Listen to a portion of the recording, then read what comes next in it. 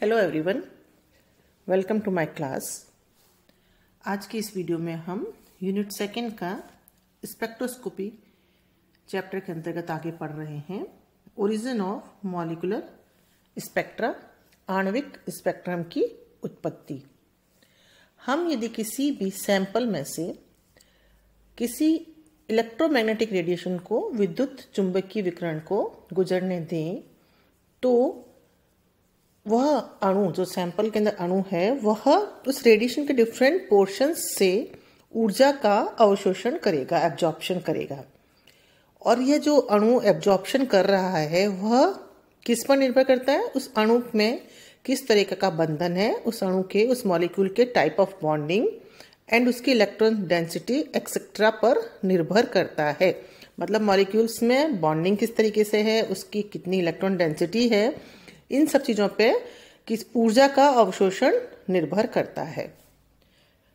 Quantum theory के अनुसार, जो क्वांटम थ्योरी है, उसने कहा कि जब इलेक्ट्रोमैग्नेटिक रेडिएशन के निश्चित एनर्जी, ऊर्जा के, जो हमारा विद्युत चुंबकीय विकिरण उचित सैंपल से पास हो रहा है, सैंपल मतलब अणु से पास हो रहा है, तो उसमें इलेक्ट्रोमैग्नेटिक रेडिएशन के डेफिनेट एनर्जी के क्वांटम के अवशोषण से मॉलिक्यूल की आंतरिक ऊर्जा में वृद्धि होती है। जो अणु है, जब वह किसी भी इलेक्ट्रोमैग्नेटिक रेडिएशन को अब्जॉर्ब कर रहा है, तो क्वांटम थ्योरी के अनुसार इलेक्ट्रोमैग्नेटिक रेडिएशन के निश्चित ऊर्जा के क्वांटम के अवशोषण से उस मॉलिक्यूल की आंतरिक ऊर्जा में वृद्धि होती है, इंक्रीज होता है। और इस निश्चित ऊर्जा के क्वांटम का अवशोषण तभी होता है जब यह ऊर्जा अणु के दो ऊर्जा स्तरों के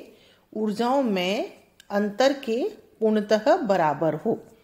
क्या है? अणु जो है उसके अंदर डिफरेंट एनर्जी लेवल्स हैं, ठीक है। तो उस मॉलिक्यूल के दो एनर्जी लेवल्स की ऊर्जाओं में अंतर और जिस क्वांटम का वह अवशोषण कर रहा है अणु, उसकी ऊर्जा के यदि वो बराबर है तभी वह उस ऊर्जा के क्वांटम का अवशोषण करेगा अणु, अदरवाइज वह अणु उस ऊर्जा के क्वांटम का अवशोषण नहीं करेगा। तो क्या कह रहा है कि निश्चित ऊर्जा के क्वांटम का अवशोषण तभी होता है जब यह ऊर्जा अणु के दो ऊर्जा स्तरों की ऊर्जाओं में अंतर के पूर्णतः बराबर हो। और मॉलिक्यूल की दो एनर्जी लेवल्स में ऊर्जाओं में जो अंतर है वह क्या होता है? Delta E is equal to H nu is equal to H C upon lambda. यहाँ पर एच क्या है? Planck's constant. न्यू क्या है? Frequency of radiation. एंड सी क्या है? Velocity of light. तो यदि मॉलिक्यूल के दो ऊर्जाओं में के दो ऊर्जा स्तरों में जो अंतर है वह H C upon lambda, H C upon lambda, और इसके बराबर का ही यदि इतनी ही ऊर्जा का यदि क्वांटम है तो यह मॉलिक्यूल उसका एब्जॉर्प्शन करेगा, अदरवाइज नहीं करेगा। अब किसी भी मॉलिक्यूल की जो आंतरिक ऊर्जा होती है वह तीन भागों में विभाजित होती है, 3 पार्ट्स में डिवाइड किया जा सकता है उसको। Electronic, vibrational and rotational energy, जिसको हम कह रहे हैं इलेक्ट्रॉनिक कंपन एनर्जी एवं घूर्णन एनर्जी, ऊर्जा, ठीक है। तो क्या हो गया? किसी भी मॉलिक्यूल की जो इंटरनल एनर्जी है उसके 3 पार्ट्स होते हैं, electronic, vibrational and rotational energy, ठीक है। अब यदि किसी भी इलेक्ट्रोमैग्नेटिक रेडिएशन का एब्जॉर्प्शन होता है, किसी भी मॉलिक्यूल के द्वारा इलेक्ट्रोमैग्नेटिक रेडिएशन का एब्जॉर्प्शन हो रहा है और उसके द्वारा यदि उस अणु की इलेक्ट्रॉनिक एनर्जी में वृद्धि होती है, there is increase in electronic energy of molecule, then the spectrum obtained is, जो स्पेक्ट्रम मिलेगा उस ऊर्जा के अवशोषण से कौन सा मिलेगा? इलेक्ट्रॉनिक स्पेक्ट्रम मिलेगा। मतलब यदि ऊर्जा का अवशोषण किया, इलेक्ट्रोमैग्नेटिक रेडिएशन पास किया हमने सैंपल में से, और वहां उसके अंदर जो उपस्थित अणु है उसने इलेक्ट्रॉनिक एनर्जी में वृद्धि करी, हमने कहा ना इंटरनल एनर्जी में वृद्धि होगी अणु की, तो यदि उस अणु की इलेक्ट्रॉनिक एनर्जी में वृद्धि हुई तो जो स्पेक्ट्रम उसके बाद में मिलेगा वो मिलेगा इलेक्ट्रॉनिक स्पेक्ट्रम। और यदि ऊर्जा के अवशोषण से, इलेक्ट्रोमैग्नेटिक रेडिएशन के पास करने से, ऊर्जा के अवशोषण से यदि वाइब्रेशनल एनर्जी में वृद्धि हुई तो वह वाइब्रेशनल स्पेक्ट्रम कहलाएगा। और यदि रोटेशनल एनर्जी में वृद्धि हुई, इंक्रीज हुआ, तो वह मिलने वाला स्पेक्ट्रम हम उसको रोटेशनल स्पेक्ट्रम कहते हैं। ठीक है। अणु की तरह परमाणु भी डिफरेंट एनर्जी स्टेट्स में पाया जाता है। ठीक है, जैसे हमने कहा कि परमाणु डिफरेंट ऊर्जा स्तरों में पाया जाता है, उस तरीके से हम कहेंगे अणु भी डिफरेंट ऊर्जा स्तर में, एनर्जी स्टेट्स में पाया जाता है। और एक ऊर्जा स्तर से दूसरे ऊर्जा स्तर में ट्रांजिशन, संक्रमण तभी संभव है जब यदि किसी भी ऊर्जा का अणु अवशोषण करता है, और जब वह ऊर्जा का अवशोषण करता है और जब ये संक्रमण होता है तो हमें एक स्पेक्ट्रम प्राप्त होता है प्रत्येक ट्रांजिशन के बाद। यदि एक ट्रांजिशन हो रहा है तो हमें एक बैंड मिलेगा या एक स्पेक्ट्रा हमें प्राप्त होगा, क्योंकि स्पेक्ट्रा लाइन स्पेक्ट्रा भी हो सकता है। ठीक है, तो जब भी ऊर्जा का अवशोषण होगा तो अणु के ऊर्जा स्तरों में संक्रमण होगा और संक्रमण के बाद में एक हमें स्पेक्ट्रा प्राप्त होगा। ठीक है, और किसी भी मॉलिक्यूल की जो आंतरिक ऊर्जा होती है, इंटरनल एनर्जी होती है, वह किसका कॉम्बिनेशन है? इलेक्ट्रॉनिक, वाइब्रेशनल एवं रोटेशनल एनर्जी का कॉम्बिनेशन। हमने बताया कि इस 3 भागों में विभाजित की जाती है। इसका मतलब आंतरिक ऊर्जा 3 प्रकार की एनर्जीज का कॉम्बिनेशन है, that is electronic, vibrational and rotational. Okay, और प्रत्येक मॉलिक्यूल के लिए 3 लेवल्स पॉसिबल है, अवेलेबल हैं, that is electronic, vibrational and rotational levels. मतलब किसी भी अणु में आपको कहाँ पाया जा रहा है, वह उसके लिए 3 ऊर्जा स्तर हैं, इलेक्ट्रॉनिक है, वाइब्रेशनल है एंड रोटेशनल है। और हमेशा सामान्यतः मॉलिक्यूल जो है वह सबसे नीचे वाले एनर्जी लेवल में रखा जाता है या पाया जाता है सबसे ज्यादा। ठीक है, नाउ प्रत्येक इलेक्ट्रॉनिक लेवल के लिए वाइब्रेशनल लेवल्स होते हैं और प्रत्येक वाइब्रेशनल लेवल में रोटेशनल लेवल्स होते हैं, जैसा कि आपको इस डायग्राम में दिखाया गया है। देखिए, ये जो डायग्राम दिखाया गया है, देखिए एन क्या है? इलेक्ट्रॉनिक एनर्जी लेवल्स को इंडिकेट कर रहा है। ये एन, यहाँ एन इज इक्वल टू 1, ये एन इज इक्वल टू 2, और ये इलेक्ट्रॉनिक है ना। और ये क्या है आपका जो जे है, वह जे से पहले हम बात करें गामा। गामा जो है वो वाइब्रेशनल लेवल्स को रिप्रेजेंट कर रहा है और जे जो है वह रोटेशनल लेवल्स को रिप्रेजेंट कर रहा है। तो इस एक इलेक्ट्रॉनिक लेवल के अंदर वाइब्रेशनल लेवल है, प्रत्येक वाइब्रेशन लेवल के अंदर रोटेशनल लेवल्स हैं। ठीक है, ये आपके सामने दिखाई दे रहे हैं। और ट्रांजिशंस पॉसिबल है, जब एक इलेक्ट्रॉनिक ट्रांजिशन हो रहा है लेवल के अंदर तो उसके साथ साथ रोटेशनल एंड वाइब्रेशनल ट्रांजिशन भी होते हैं। एन का मान है एन इज इक्वल टू 1 2, और गामा का मान है 0 2 1 2 3, और जे का मान हो सकता है 0 1 2 3 डैश डैश डैश। ठीक है, ये आपके सामने दिखाया गया है। ठीक, जो डायग्राम दिखाया जा रहा है आपके सामने। अब इस डायग्राम के द्वारा आप देख सकते हैं ट्रांजिशंस दिखाए हमने।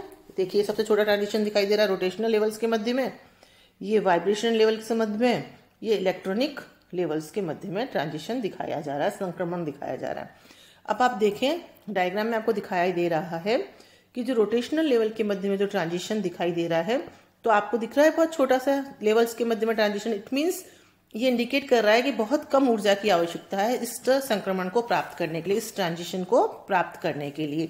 That is equivalent to 0.005 electron volt. ठीक है, तो इस तरीके के जो ट्रांजिशंस के बाद में जो हमें बैंड मिलता है या स्पेक्ट्रा मिलता है, वह फार आईआर रीजन या माइक्रोवेव रीजन के अंदर हमें प्राप्त करता है। और इसको हम, इस तरीके के प्राप्त स्पेक्ट्रा को हम रोटेशनल और माइक्रोवेव स्पेक्ट्रा कहते हैं, और इनके अध्ययन को हम रोटेशनल और माइक्रोवेव स्पेक्ट्रोस्कोपी कहते हैं।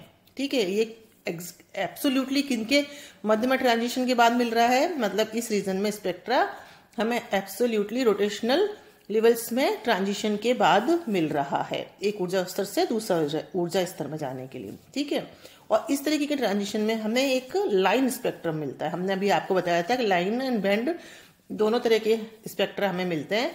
तो रोटेशनल ट्रांजिशन स्टेट्स में यदि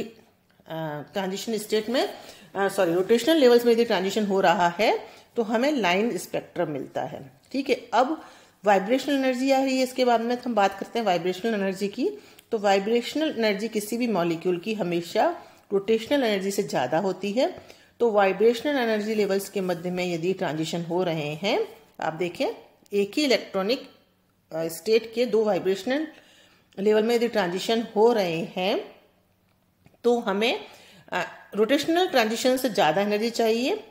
और ये भी देखें कि जब वाइब्रेशनल लेवल में ट्रांजिशन हो रहे हैं तो उसके साथ साथ रोटेशनल लेवल में भी ट्रांजिशन होगा। तो इस तरीके के लिए क्या हो गया, दो ट्रांजिशन होंगे एक साथ। तो दो ट्रांजिशन होंगे, इट मीन्स हमें जो स्पेक्ट्रा मिलेगा वह एक बैंड स्पेक्ट्रा मिलेगा और उसको हम वाइब्रेशनल रोटेशनल स्पेक्ट्रम कहते हैं। जो स्पेक्ट्रा मिलता है उसको हम वाइब्रेशनल रोटेशनल स्पेक्ट्रम कहते हैं। और इस तरीके का ट्रांजिशन के लिए जो एनर्जी चाहिए वो हमें IR रीजन में, IR क्षेत्र में हमें मिलती है।